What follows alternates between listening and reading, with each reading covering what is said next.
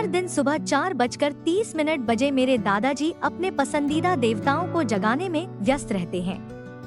उसके बाद वे ध्यान करते हैं और फिर एक लंबी सैर के लिए जाते हैं।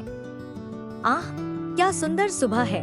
वह घर लौटने के बाद हर रोज कहते हैं, ब्रह्मा का अर्थ है ज्ञान और मुहूर्त का अर्थ है समय अवधि।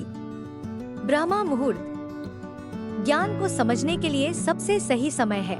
मेरे दादाजी का हमेशा प्रातःकाल के समय में, विशेष रूप से ब्रह्मा मुहूर्त में, जो सूर्योदय से 1.5 घंटे पहले होता है, के साथ अंतरंग संबंध है। इतना अधिक है कि आप उन्हें सर्दियों की ठंड के बावजूद अपनी सुबह की दिनचर्या को निभाते पाएंगे। उनका मानना है कि उनके संस्कार ने उन्हें अच्छे स्वास्थ्य में रखा है। 80 साल से ऊपर होने के बावजूद वे सीधा चलते हैं और उन्हें कोई बीमारी नहीं है। चिकित्सा विशेषज्ञ भी उनसे सहमत है। अष्टांग हृदय आयुर्वेद पर एक ग्रंथ में भी लिखा हुआ है कि ब्रह्मा मुहूर्त में जागने से किसी की भी उम्र बढ़ जाती है और बीमारियों से बचने में मदद मिलती है।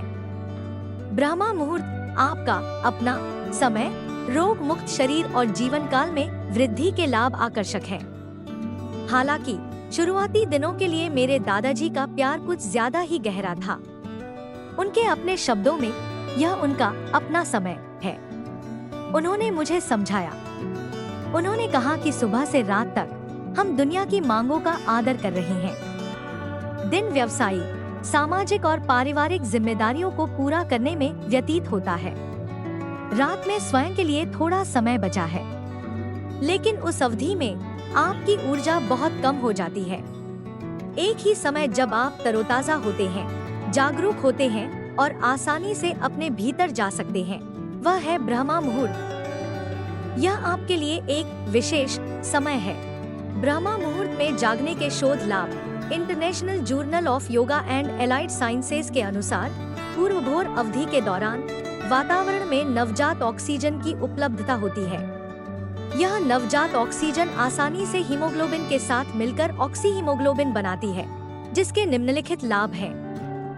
प्रतिरक्षा प्रणाली मजबूत होती है, ऊर्जा स्तर बढ़ता है, रक्त पीएच के संतुलन बना रहता है, दर्द, खराश और ऐंठन से राहत होती है, खनिज और विटामिन के अवशोषण बढ़ता है। इस अपने समय में करें यह 5 चीजें। हमारे पूर्वजों को लगा कि ब्रह्मा मुहूर्त में की गई कुछ गतिविधियां स्वयं को संतुलित करने में मदद कर सकती हैं।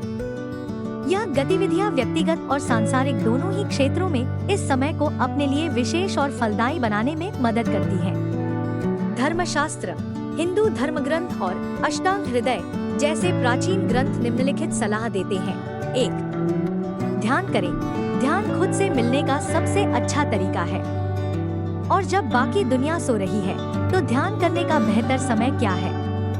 यह वह समय है जब आपकी सजगता का स्तर सर्वोच्च हो। सर्वश्रेष्ठ ब्रह्मा मुहूर्त ध्यान में से एक है सहज समाधि ध्यान। 2. ज्ञान पढ़े या सुने।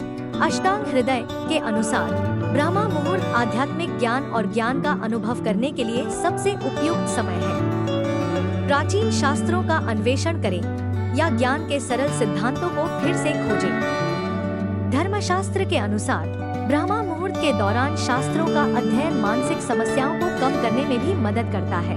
3. योजना। ब्रह्मा मुहूर्त आपको जिस तरह का जागरूकता स्तर और ताजगी देता है, वह आपके जीवन में महत्वपूर्ण चीजों की योजना बनाने का सही समय है। यह काम हो, वित्त हो या कुछ और। आत्मनिरीक्षण करें। पिछले दिन के अपने कार्यों को याद करें। ईर्ष्या, क्रोध और लालच जैसी नकारात्मक भावनाओं को आपने कितनी बार याद किया? इन यादों में से किसी को भी आप अपराध बोध में न डूबने दें। बस उन क्षणों के बारे में पता करें। हर रोज ऐसा करने से अंततः इन भावनाओं को महत्व देने की आपकी प्रवृत्ति कम हो जाएगी और अंततः बुरे कर्म कम हो जाएंगे। 5. अपने माता पिता, गुरु और भगवान को याद करें। हमें अक्सर अपने जीवन में सबसे महत्वपूर्ण लोगों को याद करने का समय नहीं मिलता है। ऋषि शौनक कहते हैं, मानसिक रूप से अपने माता पिता, गुरु और जिस ऊर्जा को आप मानते हैं उसको याद करें। उसे ईश्वर या सार्वभौमिक ऊर्जा कहते हैं। ब्रह्मा मुहूर्त में यह चीजें नहीं करनी चाहिए। न खाएं। ब्रह्मा मुहूर्त में भोजन करने से बीमारियां होती हैं। तनावपूर्ण गतिविधि न करें। ऐसा कुछ भी न करें जिसके लिए बहुत अधिक मानसिक कार्य की आवश्यकता हो, ऐसा करने से उम्र कम हो जाती है। क्या सभी को ब्रह्मा मुहूर्त में जागना चाहिए? अष्टांग हृदय के अनुसार केवल एक स्वस्थ व्यक्ति को ब्रह्मा मुहूर्त में जागना चाहिए। ग्रंथ में ऐसा भी कहा गया है कि निम्नलिखित लोगों को ब्रह्मा मुहूर्त में उठने की कोई पाबंदी नहीं है। 1. गर्भवती महिला। 2. बच्चे। 3. वृद्ध लोग जो शुरू से ही इस अवधि में नहीं जागे हैं। 4. किसी भी शारीरिक और मानसिक बीमारी से पीड़ित लोग। 5. जिन लोगों का रात का भोजन